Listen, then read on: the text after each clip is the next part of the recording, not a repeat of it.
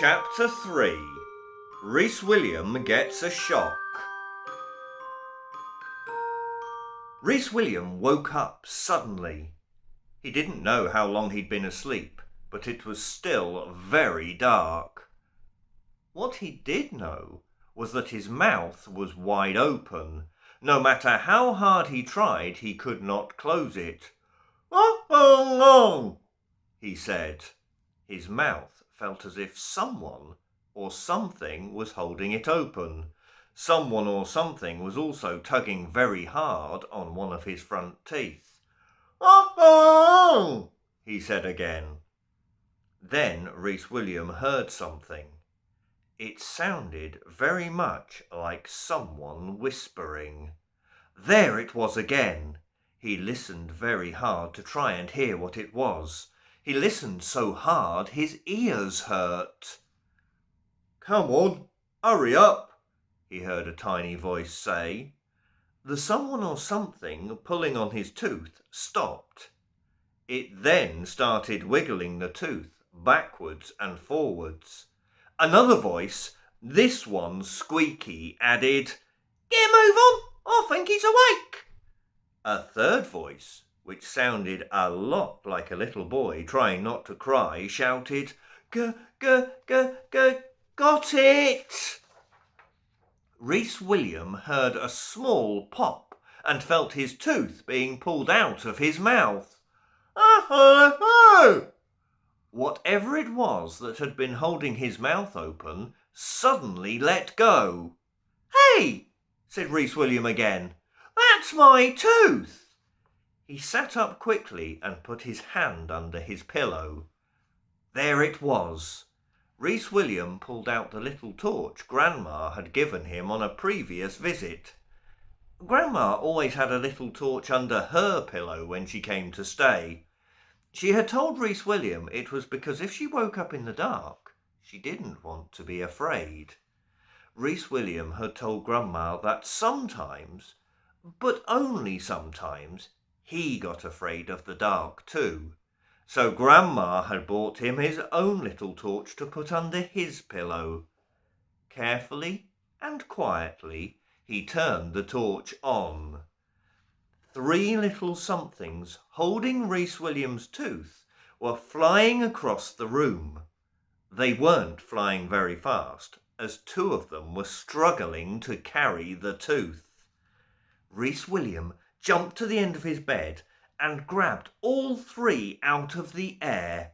He held the small objects very tightly in his hand and looked down to see what they were. Once again, Reece William's mouth was wide open, but this time it was in complete surprise. The 3 somethings were wriggling about, trying to get free. They looked just like 3 tiny men with wings. Actually, thought Reece William, like 2 tiny men and 1 teeny tiny little boy. The tallest was about the same size as one of Reece William's toy soldiers. He spoke. It was the same squeaky voice he had heard before. "Let me go!" he squeaked furiously. He was thin and bony and dressed all in black. He was, thought Reece William, like an underfed fly with the head of a man. "Let me go!" Squeaky squeaked again. He was wriggling and writhing about, trying to get free. Reece William squeezed his hand a little tighter, and Squeaky stopped moving about. The other 2 little somethings stayed quiet. "What are you?" Reece William asked. "And what have you done with my tooth?" Squeaky sighed. "We're tooth fairies, of course." "Yeah," said the larger of his 2 companions. "Ain't you never heard of the tooth fairy?" He was also dressed completely in black, and for one so small he was impossibly fat. The smallest of the 3 kept quiet and tried to pretend he wasn't there.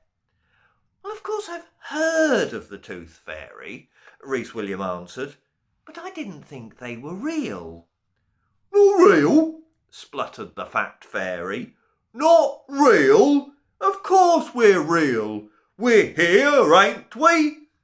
"Yes, you are," said Reece William. "And you've taken my tooth. It wasn't ready to come out yet. In fact, it wasn't even wobbly." Suddenly a thought came to Reece William. Keeping a tight hold of the three fairies, he reached out with his other hand and felt under his pillow. There was nothing there. "And you haven't even left me a shiny silver coin," he said. By now, Reece William was becoming very suspicious. "Well, technically," said Squeaky slyly, "the tooth wasn't under the pillow, so we are not actually obliged to leave a coin." He smiled smugly, thinking he'd won the argument. "I know it wasn't under the pillow," Reece William said, "because it was still in my mouth, and you know it was." Squeaky's smug smile disappeared. "You've stolen my tooth," Reece William said. "You're just like the bad fairy in Grandma's story." He gasped. "That's exactly what you are, isn't it? Bad tooth fairies." The teeny tiny fairy, who hadn't said anything the whole time, began to cry. "Oh, will you stop that?" Squeaky hissed.